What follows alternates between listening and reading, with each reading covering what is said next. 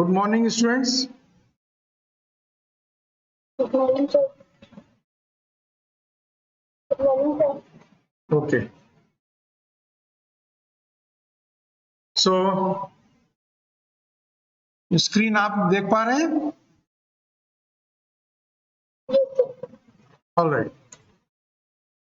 पिछले लेक्चर में हमने एडवांटेजेस और डिसएडवांटेजेस ऑफ वेवगाइड्स देखा था, है ना?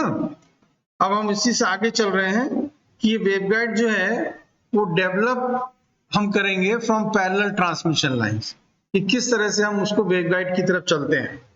तो उसके लिए आप देख रहे होंगे यहाँ पर फिगर 4.5, इसमें 2 वायर ट्रांसमिशन लाइन दिखाई हुई है यूजिंग ऑर्डिनरी इंसुलेटर्स, हैं? दिख रही है आपको?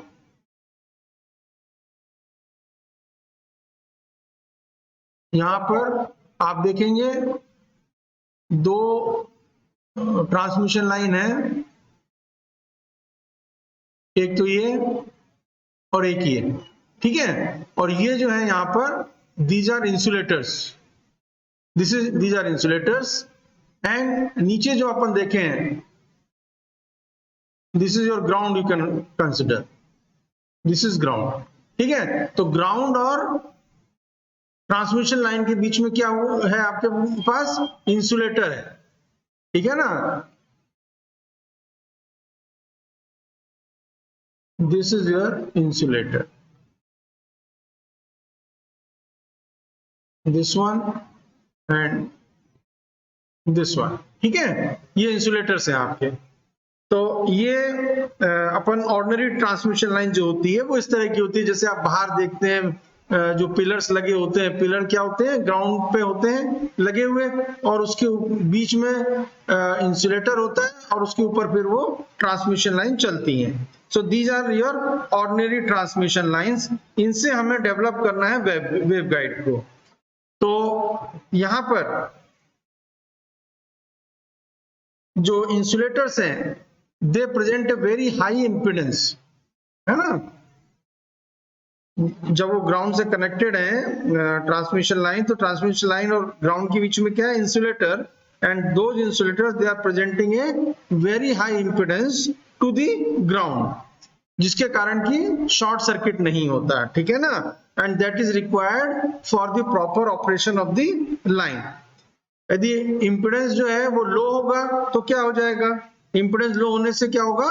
शॉर्ट सर्किट हो जाएगा, ठीक है ना? तो लाइन जो है वो ग्राउंड से शॉर्ट सर्किट हो जाएगी, और यही एक्चुअली में होता है बहुत हाई फ्रीक्वेंसी जब होती है तो ये जो इंसुलेटर हैं they act as short circuits. कैसे होंगे एक्ट एज शॉर्ट सर्किट? क्योंकि आप जानते हो कि यहां पर आपके जो हम ले रहे हैं आपकी ट्रांसमिशन लाइन और ग्राउंड, so, इसको अपन एक ट्रांसमिशन लाइन मान लें, एक प्लेट हो गई जैसे कैपेसिटर की, और एक ये ग्राउंड मान लें, ठीक है ना? तो ये दो प्लेट हो गई एक तरह की, और इनके बीच में क्या बन गया? कैपेसिटर बन गया। और कैपेसिटर की कैपेसिटी मान लीजिए C से दी जाती है, तो इनके बीच में एक रिएक्टेंस बनता है जो कि दिया जाता है 1/j⍵c, ठीक है ना? इस तरह से ये दिया जाता है, ओके? तो अब जो कैपेसिटेंस है, यहां पे जो इंसुलेटर है, ठीक है ना, यदि इंसुलेटर यहां शॉर्ट सर्किट कर देगा तो रिएक्टेंस क्या हो जाएगा? रिएक्टेंस आपका बहुत कम हो जाएगा यहां पर, और बहुत कम होने के कारण ये एक तरह से शॉर्ट सर्किट की तरह बिहेव करेगा, ठीक है ना? एंड देयरफॉर जो बेटर हाई फ्रीक्वेंसी इंसुलेटर होते हैं they are now metallic insulators, ठीक है? हाई फ्रीक्वेंसी पे जो हम इंसुलेटर का इस्तेमाल करते हैं that is a quarter wave section of A transmission line. मतलब जो भी ये जो फिगर 4.6 में आप देख रहे हैं, quarter wave section of transmission line shorted at one end, ठीक है? तो यहां पर आप देख रहे हैं कि ये जो दोनों हैं आपकी ट्रांसमिशन लाइन, इन ट्रांसमिशन लाइन को एक ये एंड है और दूसरा एंड आपका यहां पे है, ठीक है? तो इनसे क्या है, ये शॉर्ट किया हुआ है और यहाँ λ/4 दिखाया हुआ है इसकी लेंथ, इसलिए इसको कहते हैं क्वार्टर वेव सेक्शन। लैम्डा यहाँ पर क्या है, उसकी वेवलेंथ है, वो वेवलेंथ जो कि वेव हम इसमें से ट्रांसमिट करना चाहते हैं, राइट। तो जो इलेक्ट्रोमैग्नेटिक वेव हम ट्रांसमिट करना चाहते हैं उसकी जो वेवलेंथ यदि लैम्डा है, तो ये जो हम सेक्शन लेते हैं that is your λ/4 and that's why it is called quarter wave section of transmission line and that is shorted at one end. ठीक है ना, ये शॉर्ट कर रहा है इसको। ठीक है, अब ये जो इंपिडेंस है शॉर्टेड क्वार्टर वेव सेक्शन का, that is very high at the open and junction with the two wire transmission line. ठीक है, तो इंपिडेंस का क्या होता है, बहुत हाई होता है। This type of insulator that is known as metallic insulator. ठीक है, इसको अपन मेटालिक इंसुलेटर कहते हैं, आपको दिखाते हैं, right. So this is known as metallic insulator, जैसे फिगर 4.7 में लिखा हुआ है metallic insulators on each side of a two wire line, उस पे भी अपन आते हैं अभी, राइट। तो यहां पर इनको मेटालिक इंसुलेटर कहते हैं, they may be placed anywhere along a two wire transmission line. ठीक है, the quarter wave sections are insulators at only one frequency. मैंने आपको जैसा बताया कि λ/4 किसके लिए ले रहे हैं, लैम्डा किसके लिए ले रहे हैं, वो वेव जो कि हम इसमें से ट्रांसमिट करना चाहते हैं। तो इसलिए क्या होगा, ये जो क्वार्टर वेव सेक्शंस हैं they will become insulators only at one particular frequency. ठीक है ना, and therefore it limits the bandwidth, efficiency and application of this type of two wire line. Okay, so अब देखें कि इससे किस तरह से वेवगाइड डेवलप होती है। Alright, so let us see that. अब आप देख रहे हो फिगर 4.7 में कि हमने क्या किया कि ये इस तरह के जो इंसुलेटर्स हैं वो ट्रांसमिशन लाइन के दोनों तरफ लगा दिए, है ना। λ/4 आप देख रहे हैं दाहिनी तरफ भी है और λ/4 बाएं तरफ भी है, राइट। तो इस तरह से ये टोटल क्या बन गया, λ/2। ठीक है, तो ये जो मेटालिक इंसुलेटर्स हैं ये हम ट्रांसमिशन लाइन के दोनों साइड पर लगाते चले जाएं, उनको ऐड करते चले जाएं। ठीक है ना, तो एक परिस्थिति क्या आएगी कि हर सेक्शन का दूसरे सेक्शन के साथ क्या हो जाएगा, स्पर्श हो जाएगा, है ना, कांटेक्ट हो जाएगा, they will come in contact with each other. ठीक है ना, और उस तरह से एक रेक्टेंगुलर वेवगाइड का निर्माण हो जाएगा। ठीक है, और जो ट्रांसमिशन लाइन है दे will become part of the walls of the waveguide, जैसा कि फिगर 4.8 में आप देख रहे हो। फिगर 4.8 में आप देख रहे हैं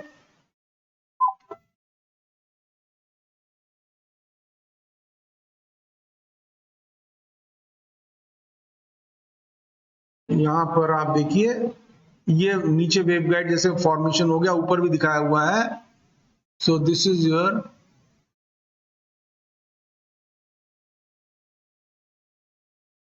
दिस वन है एंड दिस वन, ये दोनों क्या है, these are the transmission lines and they have become part of the wall of the waveguide। ठीक है, नीचे भी देखिए आप देखेंगे कि यहाँ पे ये वाला और ये वाला, ठीक है। सो these are part of the waveguide, transmission lines जो है, ठीक है। and the energy is then conducted within the hollow waveguide instead of along the two wire transmission line। तो ये किस तरह से वेवगाइड बनती है वो मैं आपको दिखा रहा हूं। Let me show you the actual waveguide, फिर जब आप आएंगे ऑफलाइन क्लास में तब आप उसको देख पाएंगे। So let me show you that. ये नजर आ रही है आपको वेवगाइड, सबको नजर आ रही है। इसमें देखिए इस तरह से बना हुआ है, दिख रहा है? इसके ए डायमेंशन, एक डायमेंशन बड़ी है और एक छोटी है, नजर आ रही सबको? Is it okay? Okay, right. So अब क्या होगा कि जब ये वेवगाइड पूरी तैयार हो गई, so now the energy that is conducted with in the walls of the waveguide instead of along the two wire transmission line. कैसे होता है वो अपन देखते हैं, राइट। अब हम ये मान के चल रहे हैं कि जो इलेक्ट्रोमैग्नेटिक फील्ड्स है, right, they are travelling through the waveguide है, और ये अपन सोच रहे होंगे कि जैसे ट्रांसमिशन लाइन के साथ इलेक्ट्रोमैग्नेटिक फील्ड ट्रेवल करता है उसी तरह से वेवगाइड के साथ कर रहा होगा, परंतु ऐसा एग्जैक्टली नहीं होता है, इनमें फर्क होता है।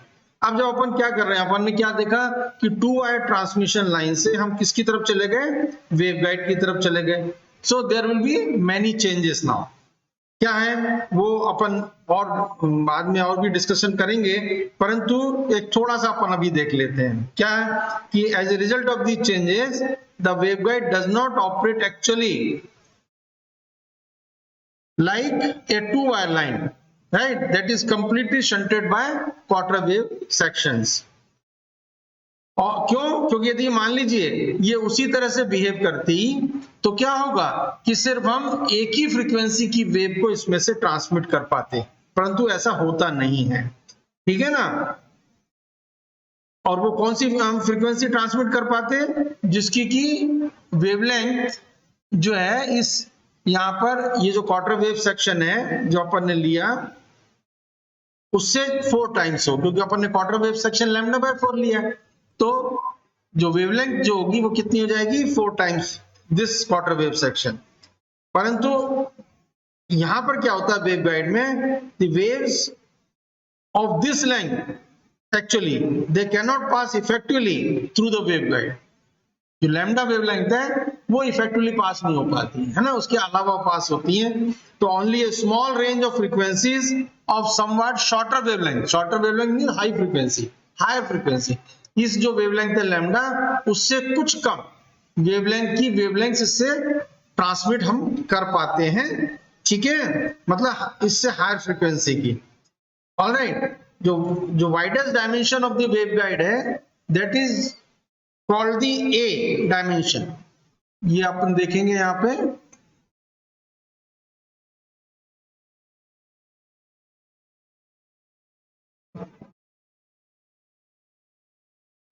ऑलराइट, यहां आप देख रहे होगे ए डायमेंशन और बी डायमेंशन लिखा हुआ है, और वो मैंने आपको अभी इसमें वेवगाइड में भी दिखाया था। वेवगाइड में जो बड़ा वाला हिस्सा था है ना ओपन का, आपने देखा था ना, एक हिस्सा बड़ा है और एक छोटा है, सबने देखा था ये, ओके।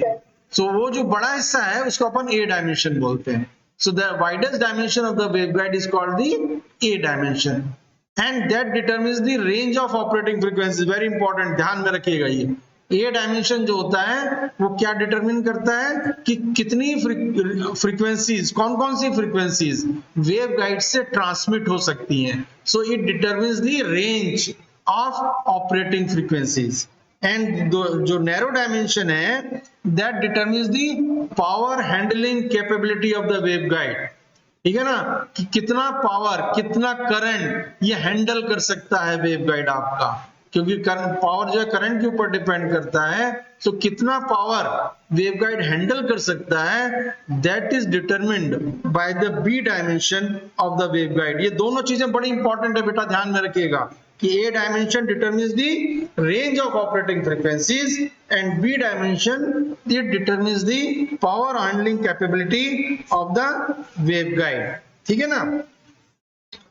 अब देखें किस तरह से जो वेव है वो इसमें से पास होती है, ठीक है ना, कैसे ये ऑपरेट करता है, वेवगाइड कैसे ऑपरेट करता है फॉर डिफरेंट फ्रीक्वेंसीज या for more than one frequencies, वो अपन देखेंगे। So let us see the next page. Alright, इसमें देखिए, आप देखिए इसमें ए, बी और सी ये 3 फिगर्स हमने दिखाए हुए हैं, ठीक है। ए फिगर में लिखा है normal operating frequency, be increasing frequency और सी डिक्रीजिंग फ्रीक्वेंसी। अब चलिए इसको समझते हैं, ठीक है ना। तो यहां पर हम क्या कह रहे हैं कि वेवगाइड जो है that may be considered as having upper and lower quarter wave sections है, upper and lower quarter wave sections। यहाँ अपर एंड लोअर लिखा है, परंतु आपको लेना राइट और लेफ्ट सब मान लीजिए आप। बीच में आपका जो क्या है ट्रांसमिशन लाइन है, सॉलिड कंडक्टर, इसको अपन बस बार भी कहते हैं। तो जो हमारा जो वेवगाइड है हम ये मान सकते हैं कि उसमें दोनों तरफ क्वार्टर वेव सेक्शंस हैं और बीच में जो है सॉलिड बार्स हैं, एंड दे आर कॉल्ड बस बार, दे आर सॉलिड कंडक्टर्स। यहां पर आप देखें फिगर ए, फिगर ए में आप देख रहे होंगे Mn और PQ, ऑलराइट, सभी में है वो। फिगर बी में भी Mn और PQ दिखाया हुआ है, ठीक है। तो Mn and PQ they are equal, ठीक है ना। Distance Mn is equal to distance PQ and both are equal to 1 quarter wavelength lambda by 4, that is under normal condition, okay, all right।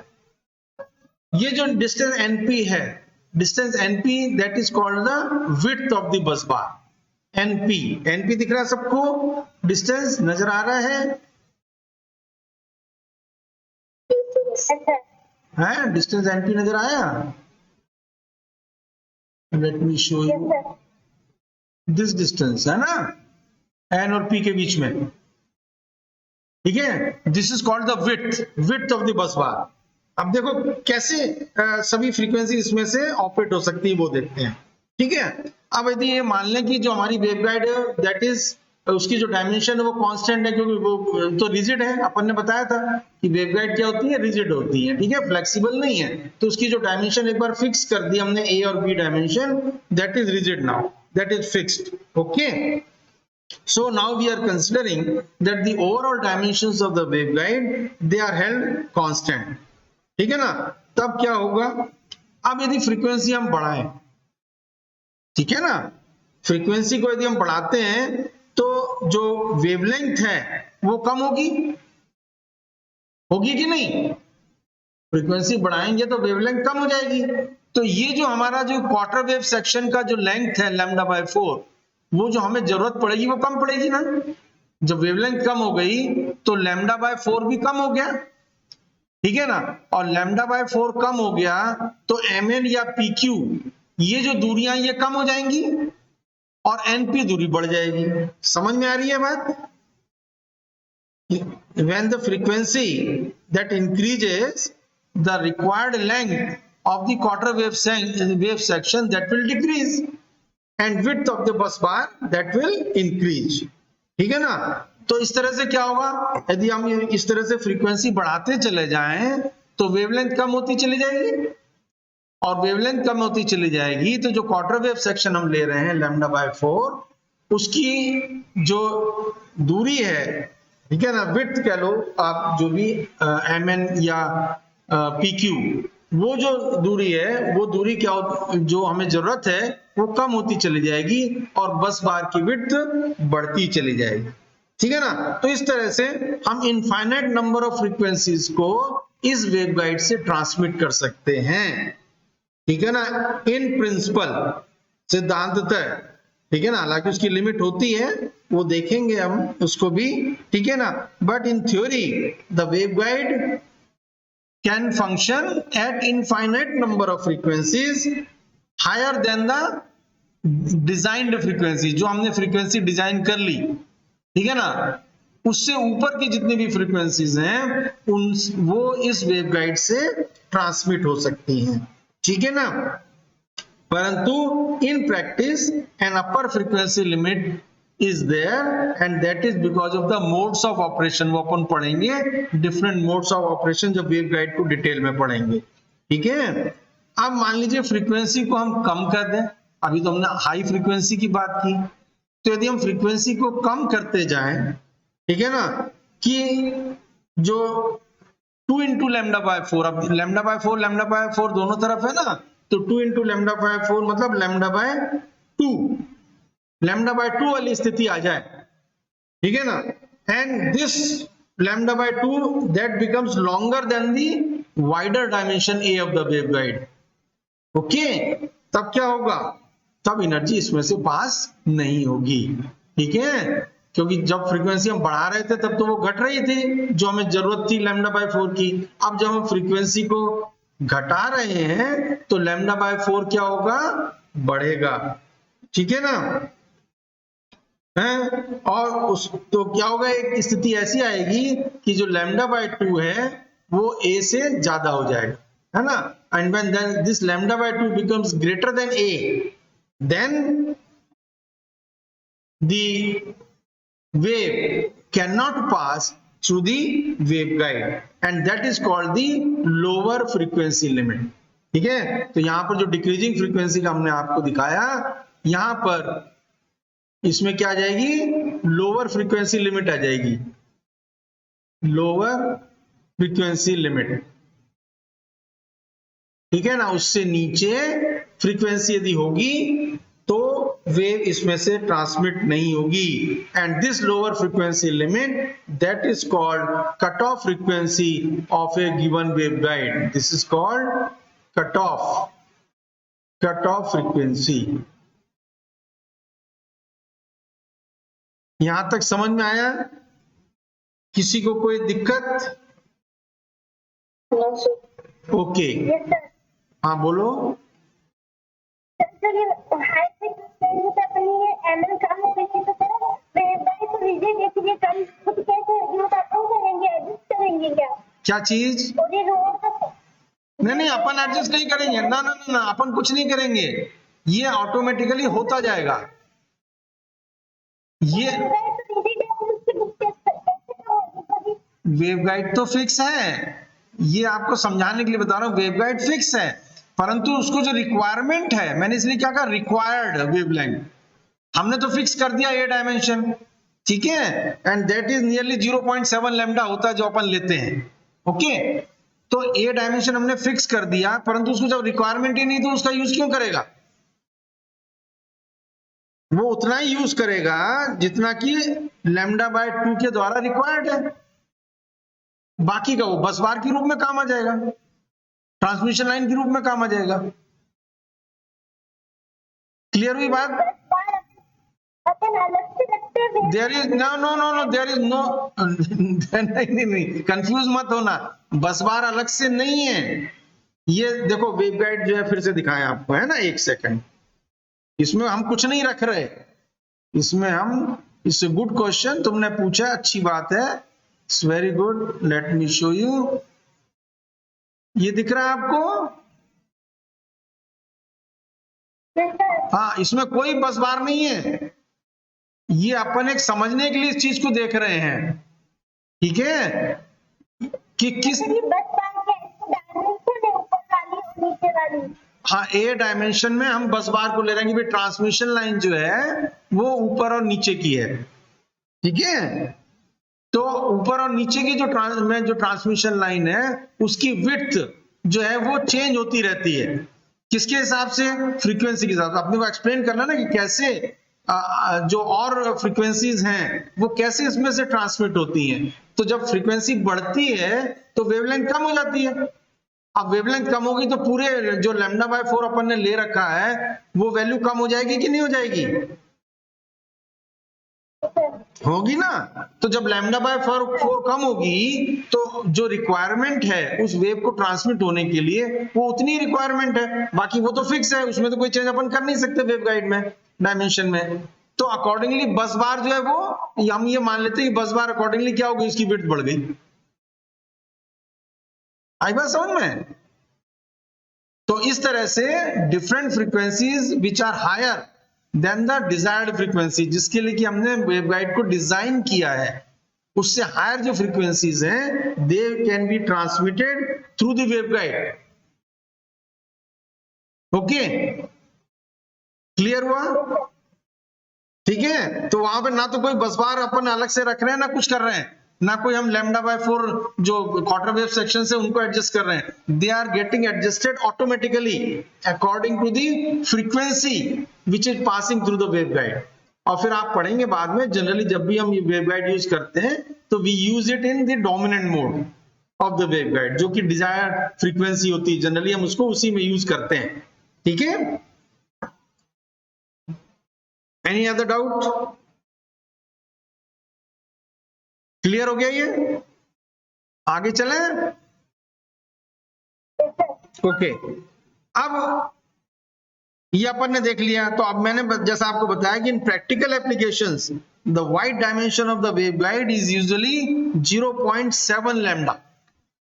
जो ए है, ए जो अपन लेते हैं, ए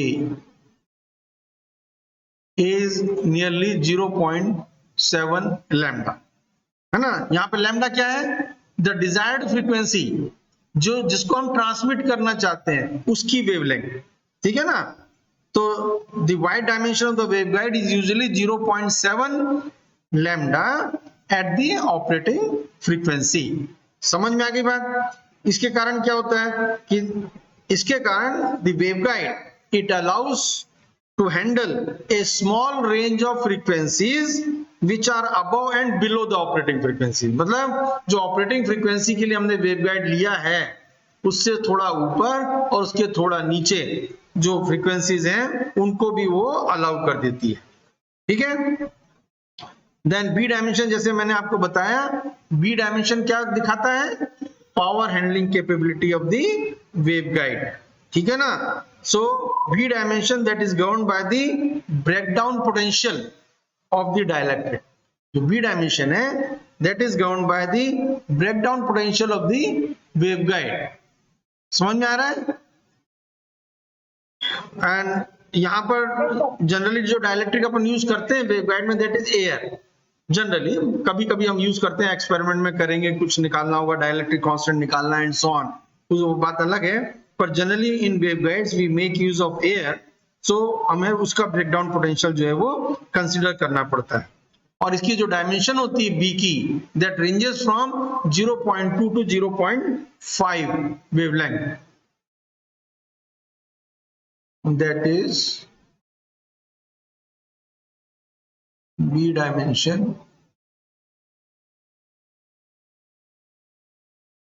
that is 0.2 to 0.5 lambda, ठीक है ना। This is your dimension for the B side. B जो अपन ने लिया है वेवगाइड का, उसकी रेंज है 0.2 to 0.5 wavelength. Any doubt? No? चले आगे। ऑलराइट, अब अपन देखेंगे नेक्स्ट हमारा टॉपिक है that is energy propagation in waveguides. How the energy is propagated in waveguides, ठीक है ना। अब एनर्जी जो है that is transferred by electromagnetic fields, ठीक है ना। And therefore we should have a basic understanding of field theory. तो वो अपन पहले देखेंगे और उसके बाद हम देखेंगे कि वेवगाइड से कैसे वेव ट्रांसमिट होती है, ठीक है ना। तो यहां पर इलेक्ट्रोमैग्नेटिक फील्ड जब अपन ले रहे हैं, इलेक्ट्रोमैग्नेटिक फील्ड की बात कर रहे हैं, तो इलेक्ट्रोमैग्नेटिक फील्ड में आपके दोनों मैग्नेटिक फील्ड और इलेक्ट्रिक फील्ड होते हैं, and therefore both are present in waveguides, ठीक है ना। And the interaction of these fields they causes energy to travel through the waveguide. मैंने थोड़ा बहुत आपको दिखाया भी था और समझाया भी था, मैंने आपको वीडियोस भी दिखाए थे, एनिमेशन भी दिखाए थे कि किस तरह से इलेक्ट्रोमैग्नेटिक फील्ड आगे ट्रेवल करता है, इलेक्ट्रोमैग्नेटिक वेव्स जो हैं वो कैसे ट्रेवल करती हैं, कि इलेक्ट्रिक जो when the electric field changes a changing magnetic field is produced and a changing magnetic field produces electric field, और वो जो है वो आगे बढ़ते चले जाते हैं, ठीक है ना। and that's why we say that the interaction of electric and magnetic field they causes energy to travel through the waveguide। तो अब अपन पहले एक फील्ड ले लेते हैं, इलेक्ट्रिक फील्ड को ले लेते हैं, जैसा कि यहाँ पे आप पिक्चर में देख रहे हैं। तो इलेक्ट्रिक फील्ड के लिए हमने क्या किया, दो प्लेट्स ले ली कैपेसिटर की। फिगर ए आप देख रहे हैं, फिगर ए में हमने एक कैपेसिटर दिखाया हुआ है जिसमें दो कंडक्टिंग प्लेट्स ली हुई हैं जिनको कि एक पोटेंशियल से जोड़ा हुआ है, और उसके कारण इन दोनों कंडक्टिंग प्लेट्स के बीच में एक इलेक्ट्रिक फील्ड बन रहा है, ठीक है ना। Because one plate is positive as compared to the other plate, and because of that a stress is created right in the dielectric, and that is called the electric field. Because of this difference of potential, there is we say that a stress is created, and that stress which is created in the dielectric, that is an electric field. ठीक है ना? इनको अपन ने यहाँ पे arrows से represent किया है, और यहाँ पर चूंकि ये यूनिफॉर्म फील्ड है, इसलिए सब जगह आप देख रहे होंगे कि एरोज जो है उनकी संख्या एक समान है, मतलब number of arrows per unit area that is constant because it is a uniform field between the plates of the capacitor. ठीक है ना? परंतु यदि आप फिगर बी देखोगे तो फिगर बी में 2 वायर ट्रांसमिशन लाइन दिखाई हुई है, और 2 वायर ट्रांसमिशन लाइन में एक साइन इंस्टेंटेनियस स्टैंडिंग वेव आप देख रहे हैं, ऊपर रेड से दिखाई है और नीचे ब्लैक से दिखाई है। दिख रही है सबको? नो सर, क्लियर नहीं है। क्लियर नहीं है? अच्छा, एक second, let me check it. आप देखिए, यस सर। क्लियर हो गया? Yes sir.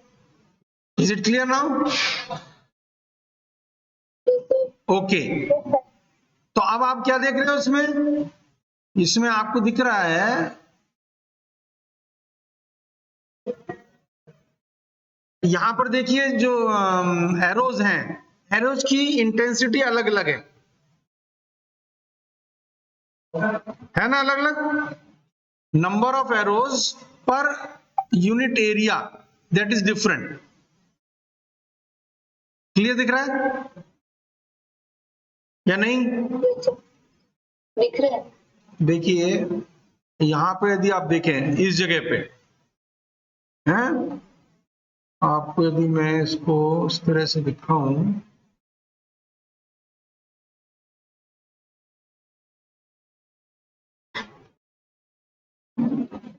ये जो है ये एरिया नजर आया, यहां पे इंटेंसिटी ज्यादा है, और आप इस एरिया को देखें तो यहां इंटेंसिटी कम है। फिर आप इसको देखें, यहां भी इंटेंसिटी कम है, और यहां देखें आप तो इंटेंसिटी ज्यादा है। नजर आ रहा है? ठीक, तो जहां पर इंटेंसिटी ज्यादा है वहां इलेक्ट्रिक फील्ड की इंटेंसिटी, जहां एरोज संख्या ज्यादा दिखाई है वहां इलेक्ट्रिक फील्ड की इंटेंसिटी ज्यादा है। कि आप साइन वेव आप देख रहे हैं, यहाँ पे ये जो साइन वेव है जो पॉजिटिव दिखाया है, तो बीच में जो है ये पोर्शन, यहाँ पर क्या है, ये अपन ने ज्यादा दिखा रखी है, मतलब मैक्सिमम है, और आप इधर चले आए तो ये क्या है, जीरो है एक तरह से। ठीक है ना? और ये बीच में चले जाए फिर से यहां पर, तो यहां फिर जीरो है, और फिर ये अपोजिट डायरेक्शन में यहां पर आपको दिख रहा है। ठीक है? तो जब ये पॉजिटिव है, तो पॉजिटिव आप जानते हैं कि इलेक्ट्रिक फील्ड का जो डायरेक्शन होता है that is from plus two minus. यहां पर जो अब हम दे रहे हैं इन दोनों प्लेट के बीच में, हम एसी दे रहे हैं, डीसी नहीं दे रहे। अब दिख रहा है आपको हमने क्या दिया है यहां पर? AC field. और एसी के कारण क्या हो रहा है? Depending upon the frequency the field is changing, right है? पॉजिटिव से नेगेटिव और नेगेटिव से पॉजिटिव बन रहा है। तो ये हमने एक कंडीशन ले ली, किसी एक इंस्टेंट पर हमने ये वेव ले ली। उस कंडीशन पर मान लीजिए वेव इस तरह से है, तो जो रेड से दिखाया वो प्लस है और ब्लैक से दिखाई वाली माइनस हमने ले ली। तो जब प्लस साइड है, तो जहां पर प्लस है वहां क्या होगा कि एरोज जो है वो प्लस से माइनस की तरफ। ठीक है? आपका जो इलेक्ट्रिक फील्ड होता है that is from plus two minus, तो ऊपर की प्लेट पॉजिटिव और नीचे की प्लेट नेगेटिव। ठीक है ना? आधी साइकिल में, और दूसरी आधी साइकिल में नीचे की प्लेट पॉजिटिव हो जाएगी और ऊपर की प्लेट नेगेटिव हो जाएगी, तो इलेक्ट्रिक फील्ड का डायरेक्शन भी क्या होगा, वो चेंज हो जाएगा। ठीक है? वही यहां पर दिखाया हुआ कि आधी वेवलेंथ में तो इलेक्ट्रिक फील्ड ऊपर से नीचे की तरफ दिखा रहे हैं हम, और दूसरे आधे वेवलेंथ में जो इलेक्ट्रिक फील्ड है उसको नीचे से ऊपर की तरफ दिखा रहे हैं। समझ में आया है? तो यहां पर क्या हो रहा है इसके कारण कि the voltage that is changing, and we can say क्योंकि ये साइन वेव है तो इसलिए voltage across the line that is varying in a sinusoidal manner, ठीक है, and therefore the density of E lines they are also varying sinusoidally हैं। तो इस तरह से हम इसको जो है दो प्लेट हमने ली है कैपेसिटर की और उनमें डीसी और एसी लगा के आपको दिखाया हुआ है। अब इसको हम कैसे वेवगाइड में हम इसका ट्रांसमिशन होता है उसको देखेंगे, वो देखेंगे अपन अगले लेक्चर में। यहां तक कोई आपको यदि दिक्कत है अभी भी तो पूछ लीजिएगा। Any doubt?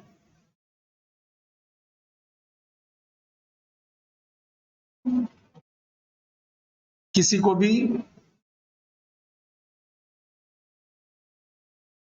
को भी कोई डाउट हो? No doubts? No sir. Okay no sir. Okay.